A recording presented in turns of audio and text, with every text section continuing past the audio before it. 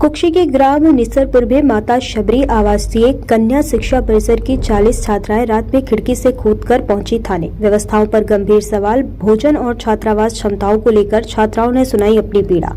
धार जिले के निसरपुर में माता शबरी आवासीय कन्या शिक्षा परिसर में छात्रावास की व्यवस्थाओं को लेकर उस समय हड़कंप मच गया जब बीती रात करीब 10 बजे 91 छात्राओं में से लगभग 35 छात्राएं खिड़की से निकलकर कुक्षी थाने की ओर पैदल रवाना हो गई। रात के अंधेरे में बड़ी संख्या में छात्राओं को सड़क पर पैदल जाते देख स्थानीय लोगों ने भी चिंता की स्थिति बनी रही। बताया गया कि छात्राएं निसरपुर से खंडवा बड़ौदा मार्ग की ओर निकल पड़ी। स्थानीय लोगों ने उनसे बातचीत करने का प्रयास किया, लेकिन छात्राओं ने किसी से कुछ भी कहने से इनकार कर दिया। सूचना मिलने के बाद निसरपुर के स्थानीय लोग भी छात्राओं के पास पहुंचे और उनकी सुरक्षा को देखते हुए उनके साथ रहे। छात्राओं ने व्यवस्थाओं को लेकर गंभीर आरोप लगाया।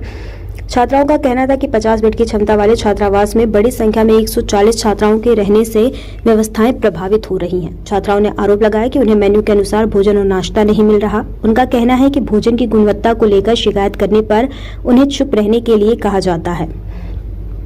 रास्ते में एक छात्रा की तबीयत भी बिगड़ गई। थाने की ओर जाते समय एक छात्रा की तबीयत बिगड़ गई, जिसे तत्काल कुक्षी के कैलाश हॉस्पिटल में भर्ती कराया गया, जहां उसका प्राथमिक उपचार शुरू किया गया।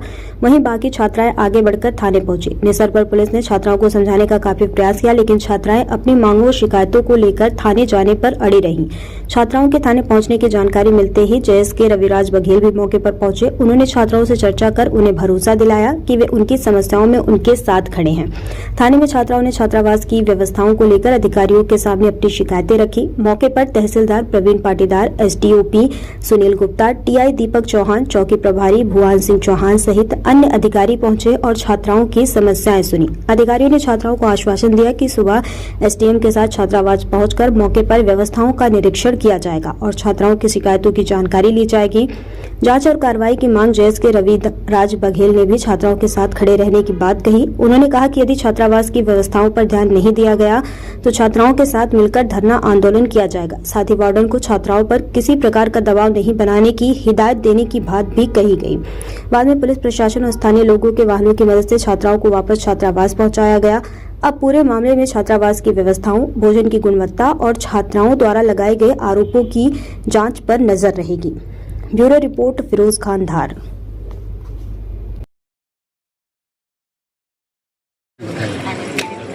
मेरा नाम रवीना बानिया है और खाने चावल में कीड़े निकलते हैं और दाल और सब्जी पूरी पानी की पानी बनती है। रोज सब्जी नहीं बनती है, शाम को सब्जी बनती तो दाल नहीं बनती, और सुबह दाल बनती तो शाम को सब्जी नहीं बनती है। और रोटी भी जली भी बनती, कच्ची बनती। और जो चपड़ासी है वो भी भेदभाव करते। उनकी जो लड़कियां हैं उनको अच्छे से देते खाने को और हमको नहीं देते अच्छे से। और आज शाम को दीदी और मैम के पास घूमने जाने का पूछे तो मैम यूँ बोले, तुम चले जाओ, परिसर वाली को मत ले जाओ।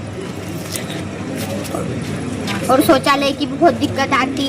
शाम को कभी नाश्ता मिलता तो नहीं मिलता है, किसी को पेट भर के खाना भी नहीं मिलता है। रोटियां कम पड़ जाती है, चावल कम पड़ जाते हैं।